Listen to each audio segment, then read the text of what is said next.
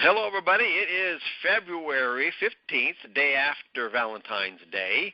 My sweetheart and I went to San Francisco over the weekend. Just kind of celebrated it down there. Hope everybody had a good Valentine's Day. Of course, coming back on Tuesday for Valentine's Day and having all the work I had to catch up kind of soaked up the whole freaking day. But, hey, we're here and we're going. We do have a short presentation. There are a couple of significant things we need to go over, and we'll be sharing those in just a few moments. So let me get things started. Okay, so here's what we're going to cover this evening. First of all, let me go make sure who we have here.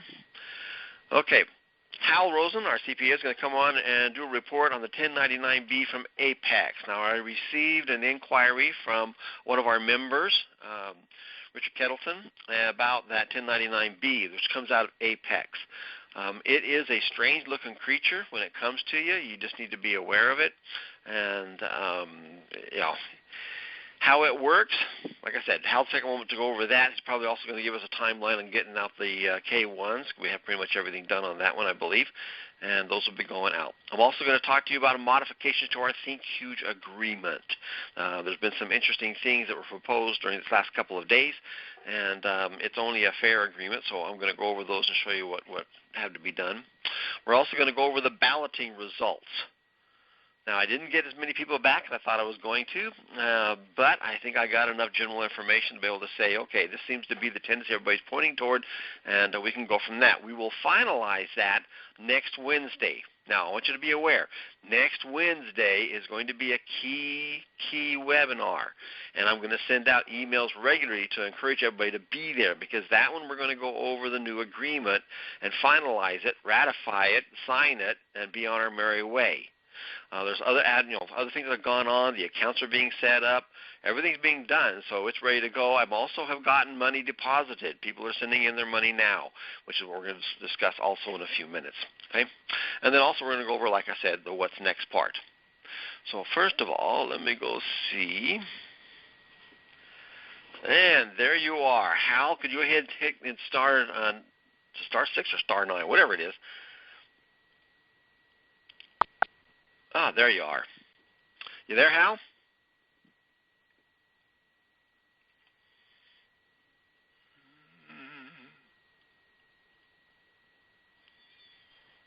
Bob?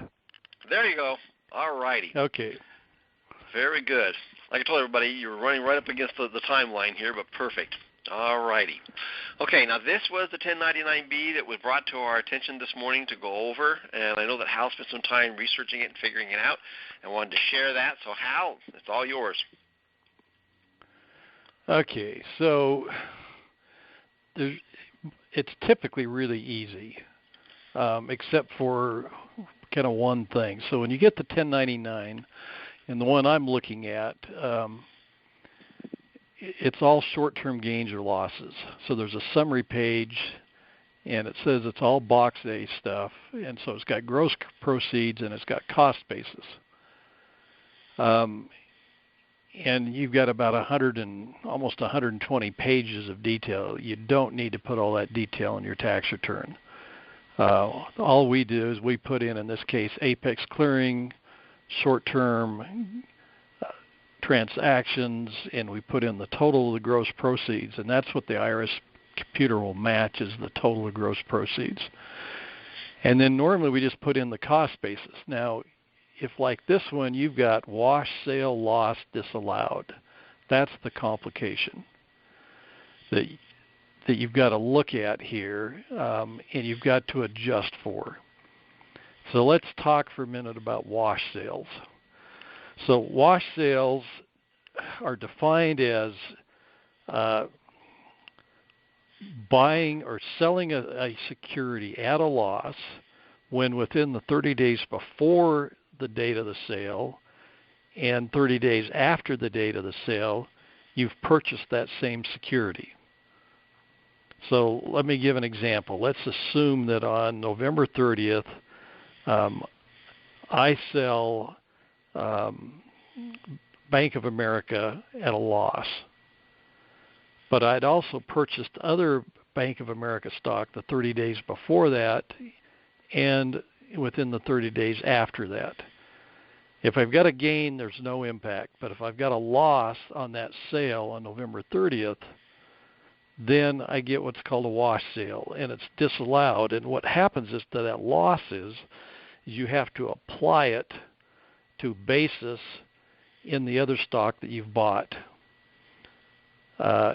And normally this isn't a big deal because most people aren't buying and selling back and forth like what we've done with Cool Trade. And so it's just a matter of taking what that loss is. Typically most people might have one other purchase, and you take that loss and you add it to your basis of the other one. Here it's a little bit more difficult because typically we've got lots of buys and sells of the same stock. Now, one thing that isn't in the reading that I've done on this, but from my opinion is if chances are you've sold the stock that you bought again. And so what I do is I wouldn't worry about the wash sales throughout the year. I'd only worry about the wash sales in the last 60 days of the year.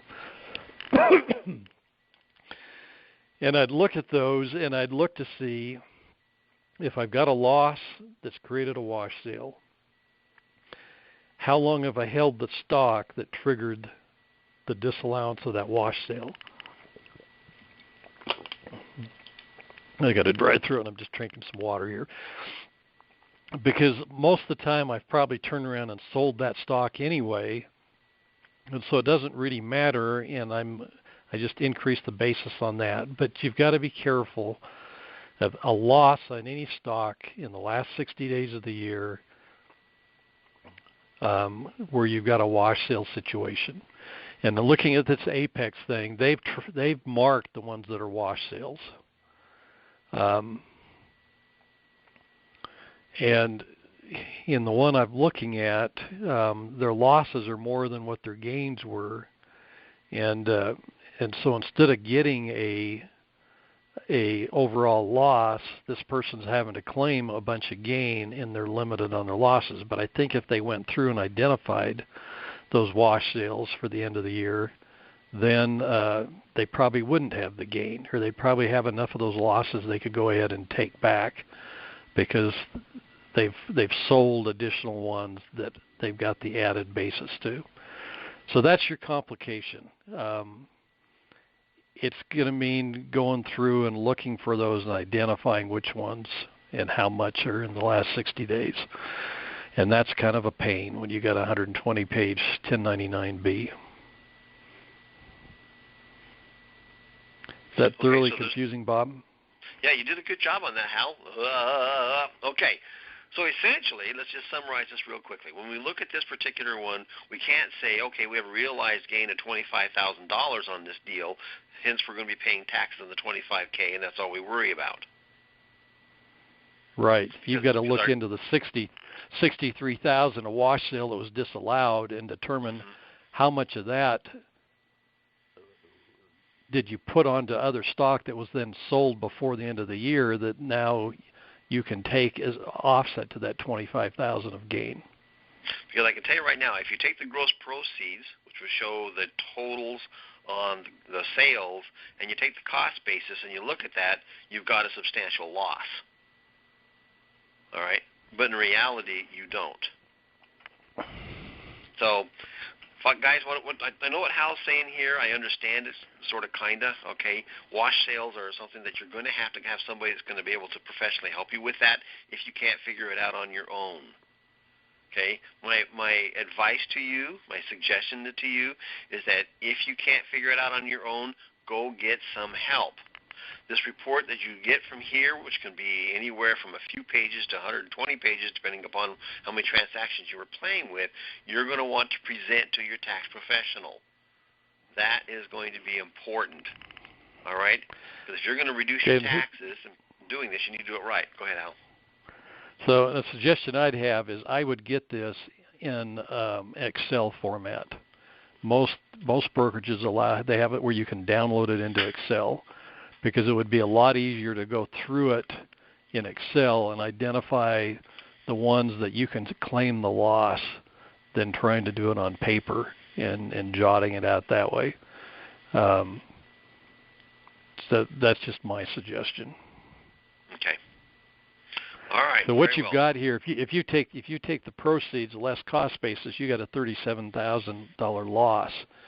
If you take the wash sale disallowed and combine that with the gain, that equals the $37,000 loss. It's just when you have to gross it out or pull out the wash sales, you got a $63,000 loss and about a $26,000 gain.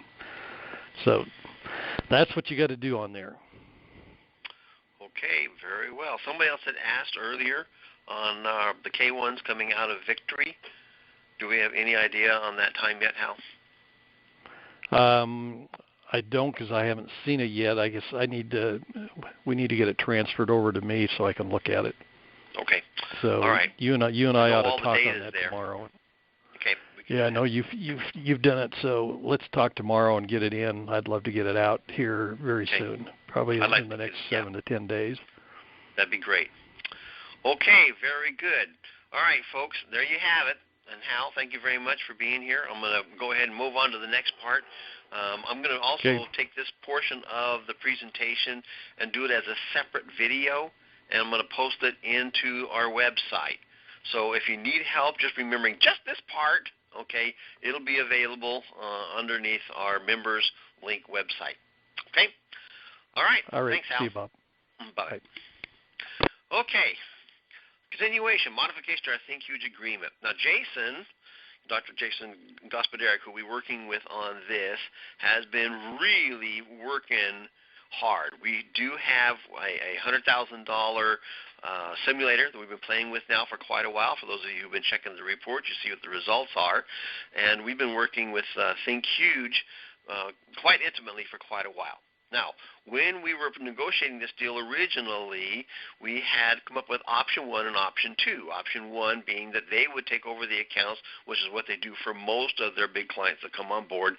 They do all the work. They get a 30% high water mark. But what they had done is they say, well, look, this group's special.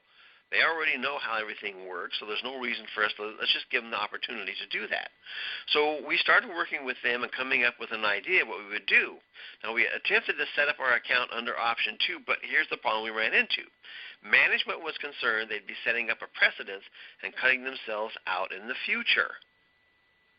So when we stepped back and took a look at it, we needed to create a win-win-win all the way around, and so they came back with a counter offer, which I and Jason both said it was really fair, and this is what it looked like. Instead of doing a 30% high water mark, which overall would have probably cost us about 20%, they've offered us a 3% deal instead. So it's just 3% on whatever the net gains are afterwards. So that would change the percentage agreement that we have currently at 2% to 5%. Now, that's no different than what we were doing before. It's just that now we have to feed these guys 3% so they get some kind of a reward for doing all the work that they're doing. Because we don't have to do the strategies. They're doing all the hard work on the strategies. That's their job. Okay, but this gives them a little bit of a reward in order for them to continue to work with us. So that's going to be the change that we're going to have. Now, they'll be paid quarterly, just like when we do in our standard service agreement withdrawals.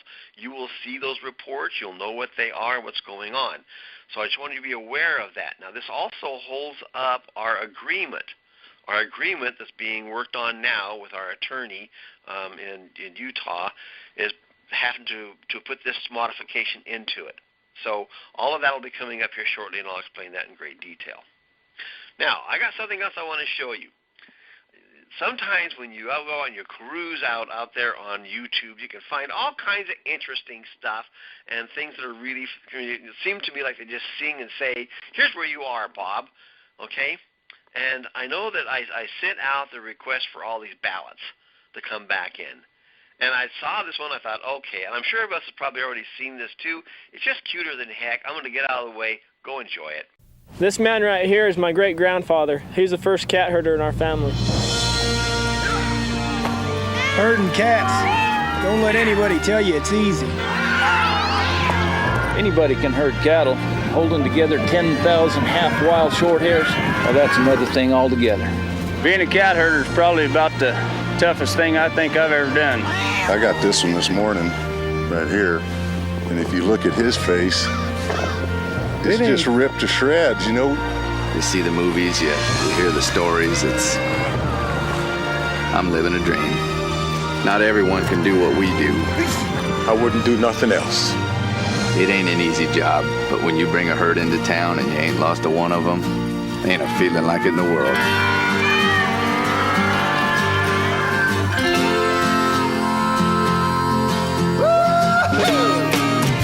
EDS, managing the complexities of the digital economy. But I just want everybody to realize, getting this balloting thing done has certainly been an interesting experience. First of all, I was using a signature form system provided by Adobe, which had too many complications to it, and I finally decided to give up, sent out the ballots for everybody to fill out. Well, I ended up getting 10 ballots returned out of 26 people that are currently involved in what we're doing. All right? Of those 10, those selecting option number 1 was 0. Those selecting option number 2 was 9. Okay? Or actually 10, I think. Okay, the risk 1, nobody. Risk 2, 1. Risk 3, 9. Ease into the new levels, starting with level 1. There was 1 that said they wanted to do that, and there was 5 that said we want to do risk 2. So here's what our results were, the summation of the ballots that were returned. So we've got using our own software in VPS, which I'm going to go into details about that here in the next slide. Okay, risk 2 had 1 vote. Okay, risk 3 had 9. So risk 3 seems to be the most viable option. We're going to go for it. And easing into new levels, risk 1 had 1 vote, and risk 2 had 5 votes. So based upon the percentages of what I've got sitting here, then here's what it would appear, okay? Number 1, we're going to use our own software in VPS. Good news. I already have that taken care of. Risk number 3 is what we're going to do with a 90% potential return rate, and we're going to ease into it starting at risk level 2. Now, the neat part about that, after we watch it for, it can be as short as a week, it could be as long as a month, whatever it is, we will see the results, and everybody can say, yay, let's go forward, and we just make a quick phone call and it's taken care of. So I don't have a problem with that. In fact, I probably think it's pretty prudent. So there's an option. I think it's a great idea, and we will go from there. So here's what's next. All right? The amended agreement will be drawn and presented for on Monday. All righty? What that means is I'm going to be reviewing it and finalizing it with our attorney. I'm going to post it under the Victory Investment LLC link under the memberships. I will send out an email saying it's there. Go look at it. You'll have the opportunity to see it and review it and be aware of it. Okay? Then those that are using Tier 1 investments, which is taxable annually, that we had before, you can start depositing your funds now. I did deposit some money today. We've had some residual money still being in there from our earlier effort that we've got, and it's starting to fill up again. Those that are using Tier 2 investments, the retirement accounts, can get with their hosting services and arrange those deposits now. I have those starting to come in ready already at this point in time as well. So my encouragement is, get it done as quickly as you possibly can. Now, the VPS software brokerage accounts, I already have those. I mean, I'll have them all set up totally functioning by Monday, but they're already done. They're not that's not even an issue. We're using the same VPS we've used for other stuff, so it's no big deal. Now, we'll be holding another webinar next Wednesday to review and ratify the amended agreement. I will be sending out a lot of reminders for that one. Okay, so everybody needs to understand exactly what that is. We can ratify it. Everybody vote on it. Everybody's going to sign it, and then we're done and we're ready to go. Okay? All deposits. Now, when we started this thing, I told everybody that we need to get these deposits in by the 24th of February because we want to kick this thing off by the 28th. All right? So all of those deposits need to be in. So you now have approximately 9 days to get those in. If you wish to mail those monies in to me, send them as certified checks to the post office box address that we have, and I will deposit those. That way they'll clear. If you want to wire them, the wiring instructions are up underneath the member where the Victory Investment LLC link is. And remember, you must log in to access this information. Get those done. Those who are working with Mountain West IRA, I already have a lot of communication going on with them now anyway, so that's not a big deal. They'll be ready. All you got to do is tell them, what do I have to do, get the paperwork done, get the money moved, and then what they're doing is they're going to assimilate the money and hang on to it till we get everybody's in. Then I will notify them. They'll notify me. They'll make one deposit. That way we can save on those bank fees and moving stuff around. All right? So that's where we're at for now. The major things to be aware of on this particular webinar for today, all right? Number one, your 1099-B isn't going to be as easy as you like to think it is. You're going to need to get some help with it. Make sure you understand how those work. Number two, we have the K1s pretty near finished. He wants to get them out by the first part of next week. I agree. We'll get them done. We have all the information. We just got to get them out the door. Okay, they're not due till March 15th, but we'll have them out as soon as possible. Okay. Number three, we did have to make some arrangement changes with Think Huge, and they opted, instead of taking a 30%, to do it for 3%, which means we had to increase our 2% to 5%, so we can cover their cost or what they want to make the agreement work for them. So that's the only thing we have a modification there. And then the ballot results, which indicate that, number one, we're going to use our own software and VPS, which is fine, no big deal there.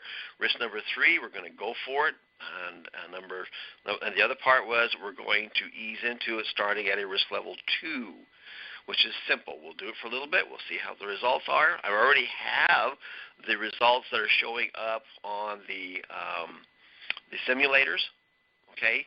And those are available in 2 locations. You can go to the Forex line or link that we've got on the website, click on those 2. The 2 totals that are in green is the numbers that we're playing with. We started with $100,000. Or you can check into, as a member, you can get the result result page, the investment result page. And that will give you those at the very bottom.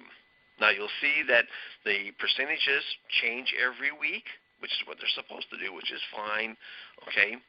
Then also you'll see that there's some significant enhancements in that versus what we've been using before as far as our software was concerned. All right, so that's it for now, guys. I will keep you up to date. I'll be sending out emails a lot starting on probably Saturday. So you'll see repetitive ones coming out reminding you to go read the agreement that we put together. Be prepared to get together on Wednesday to ratify it, get your money lined up, get it in, let's get her done, and go from there. All right, well, that's all I've got for tonight, guys. As usual, this will be recorded. It'll be available immediately. I'll send out an email to everybody. It'll also be under our members' investment, Victory Investment LLC link as well. And on that note, folks, good night.